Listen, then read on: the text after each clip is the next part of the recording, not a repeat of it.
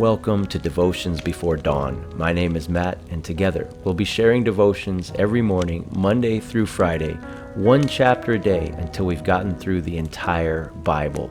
That's 1,189 devotionals over the next 4.5 years. I look forward to this journey of growth with you, so make sure you're subscribed. Now let's get started. God gives lasting blessings that the world cannot take. The key? We need to follow Him on an epic adventure that He has called us to, called discipleship. Become regular worshipers and peacemakers. We see this in Genesis chapter 13. Verse 1, So Abram went out from Egypt into the Negev, he and his wife and all of their possessions. If you remember, they were in Egypt because of a famine. Abram had told a lie, saying that his wife was his sister. When Pharaoh found out, he was angry, and he sent Abram and all of his people out of Egypt, and now they're heading back towards the promised land where they were supposed to be in the first place. And this story is just soaked with the grace of God, because Abram was not a worshiper of the Lord. They had different gods back in his home 1,300 miles away in Ur of the Chaldeans, the Babylonian culture. But God spoke to him anyway. He said, leave your father's household and go to a land that I will show you. Walk this journey, take this adventure with me, and I will make you a great nation. I will bless you, and the whole world will be blessed through you. And Abram took God at his word and left his home. Now he left with his father and his nephew. They were not really supposed to go with him, but again, by the grace of God, God continued to work in Abram's life. So even though he wasn't supposed to take them with him, even though he made mistakes along the way, God's grace is soaking in this whole situation, and God is not giving up on Abram, and he wants to bring the Messiah, the Savior of the world, through the lineage of Abram. So let's read on. It says, And Lot was still with him, verse 2, And Abram became extremely wealthy in livestock, in silver, and in gold. From the Negev he journeyed from the place toward Bethel until he came to a place between Bethel and Ai, where his tent had formerly been pitched, to the site where he had built an altar, and there Abram called on the name of the Lord. Do you ever feel like this? Like life is going in circles just a little bit? Abram went down because of the famine to Egypt. He made mistakes in Egypt. He got thrown out of Egypt. However, God blessed him anyway. Even though he was making all kinds of mistakes, he was still on the journey. And if you feel like you've made some mistakes, stay on the journey. As I used to say when I was a kid, big whoop. We all make mistakes. Just stay on the path. And so there they come back, and he's where he was before, the same site he had already been. And sometimes it can be discouraging when it feels like life is going in circles. But what does he do? He calls on the name of the Lord. Abram is becoming a regular worshiper of the Lord. Remember, the Lord was not his God for most of his life. It wasn't until the Lord called him out of Ur that he became the God of Abram. And Abram is just getting to know God. He's getting to know him as he walks the road. He knew nothing of the God we call the Lord, Yahweh, Jehovah. He knew nothing of that God, and he is learning on the way, and he's learning to rely on the Lord. So when he had made some mistakes, came out of Egypt, landed back in the place where he was before, he found an altar that he had previously built, and he worshiped the Lord there. Build altars in your life. Have things and places in place that you can go to when you know you've come up short. You know you need to connect with God. Good places like a church. Maybe you have a place in your home where you pray. Have some things set up that remind you of the faithfulness of God. I know for my father, every time he sees a dime, it reminds him of the faithfulness of God. He has a dime in his office glued to a piece of wood because it reminds him of the faithfulness of God. When he was a young man, newly married, before I was even born, he was so poor. They were living in a bungalow, like a little cabin, no running water, no electricity, and really had no money. A young preacher with nothing. And he wanted to call his mother on Mother's Day. Back then, you could call collect, and he wanted to do that, call his mother on Mother's Day. Pulled over to a parking lot, payphone. He didn't have a dime. Do you have a dime? No, I don't have a dime, his wife said, my mom. No one has a dime. I want to call my mom. I need a dime to call my mom at a payphone. That's how it was back then. There weren't cell phones, and you had to actually pay a payphone to make a call. And he was so upset. And to make a long story short, my mom said, why don't you pray? And he said, I don't want to pray for a dime, and you pray for a dime. And my mom said, Lord, please give this poor man a dime. My dad was upset. He said, if God wanted to give me a dime, he could put one right. And he looked down, and there in the gravel of that parking lot was a dime. Now, he didn't even need the dime to make a collect call. That's the point of a collect call, is the one receiving the call pays the bill. He didn't even need it. He thought he needed it, but God provided it. If God wanted to give me a dime, he'd put one right. And there, wouldn't you know, was a dime. He was learning to depend on God for the small things, but then we can depend on God for the big things.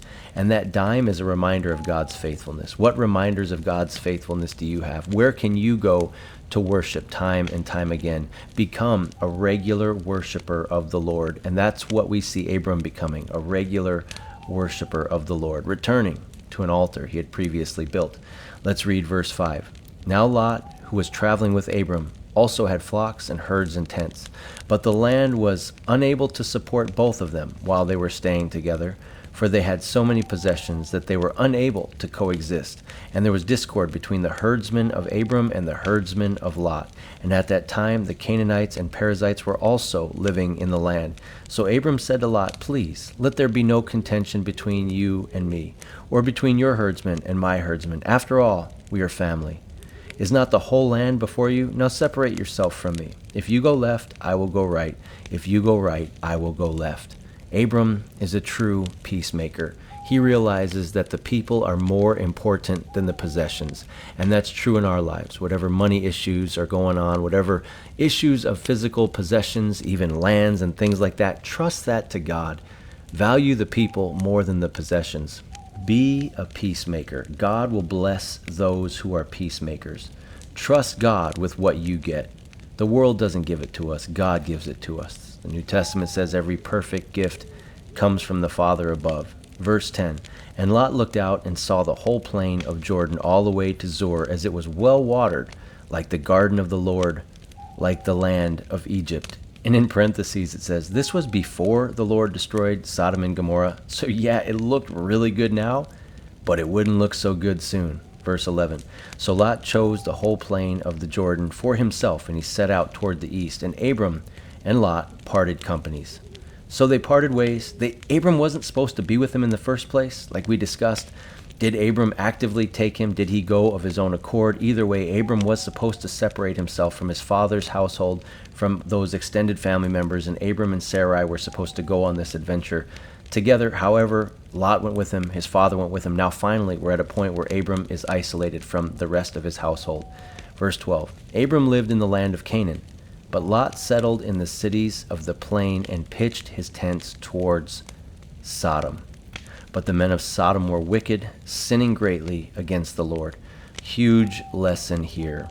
We usually don't fall from 0 to 100 into sin. It's something that is there. It's a seed that falls and it slowly grows, and we could pull those weeds out early, but we allow them to stay. There was something in Lot's heart that wanted to be in the wicked city of Sodom. Direction is more important than position. We see here Lot heading closer and closer towards Sodom. There was something in him that wanted to be a part of that sinful society, while Abram was inching closer and closer to the promises of God. What direction are you headed? It doesn't matter how long you've been walking with the Lord, how long you've been walking in faith. Which direction are you headed today? Are you trending closer to the promises of God? Are you loving God more today than you did yesterday? Or are you moving towards that rebellious world that's around us? Are you gravitating towards the problems that the world brings? Which direction are you headed? I love that Abram was moving towards Canaan, even though Lot was moving towards Sodom. There was something in him that wanted that sinful life, that wanted the ways of this world. And in the future, it's not going to go so well for Lot. Verse 14, after Lot had departed, the Lord said to Abram, now lift up your eyes from the place where you are, and look to the north, the south, the east, and the west. For all that you see, I will give to you and your offspring forever. I will make your offspring like the dust of the earth, so that if one could count the dust of the earth, then your offspring would be counted.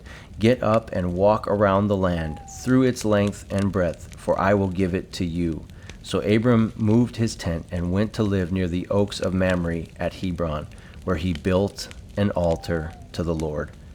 So here we see him building another altar. Abram is becoming a regular worshiper, and it's important to realize that it is God who gives the blessings. Abram let Lot decide, which way do you want to go? If you go left, I'll go right. If you go right, I'll go left. And Lot looked at the natural world and he said, those lands over there look fertile. Those cities look fun. I'm going to go that way. And Abram said, very well, I'll go the other way, because Abram was beginning to understand it's God who gives the blessing. We can look with the natural eyes at the natural world, but that doesn't matter. He's learning that the Lord is going to lead him, and he's building altars and worshiping him every step of the way. No matter what situation the world puts you in, God brings the blessings. Look to God to bring the blessing. It would have been easy for Abram to say to Lot, look, this is the more fertile land. We should split this area of the land, or I have the right to the land, or this is my calling and my journey. I want the fertile land. But he said, you choose, and God will bless me, was the attitude. And so Lot chose that land, and he pitched his tent towards the evil city of Sodom. It's already taking root in his heart. He should stop now before he finds himself in the city of Sodom. I wonder if that's going to happen. While Abram is moving closer and closer towards the promises of God, each and every day, take steps closer to the promises of God, closer to the presence of God, farther from this world. Let us not be people who say, how close can I dance to the fire and not get burnt? Because there's only one way to find out exactly how close you can dance to the fire without getting burnt, and that's by getting burnt. Then you know. And then it's too late. So we see here, God gives the blessings. We need to become regular worshipers and peacemakers. And keep in mind that Abram had no kids yet. He had no offspring. And yet God keeps promising, I'm going to make you a great nation. Your offspring won't even be able to be counted. There will be so many. I'm going to bless the world through you. This land will be where your people grow. None of it was actually in his hand yet. But Abram kept walking by faith. Remember, it's God who gives the lasting blessing. Let us be regular worshipers and peacemakers. Thank you for sharing this time in God's Word with me today. Before you go, please hit the thumbs up button and consider sharing this with a friend or posting it on your social media. And Christmas is coming up soon, so in the comments below, let me know your favorite Christmas tradition, and we'll do this all again tomorrow.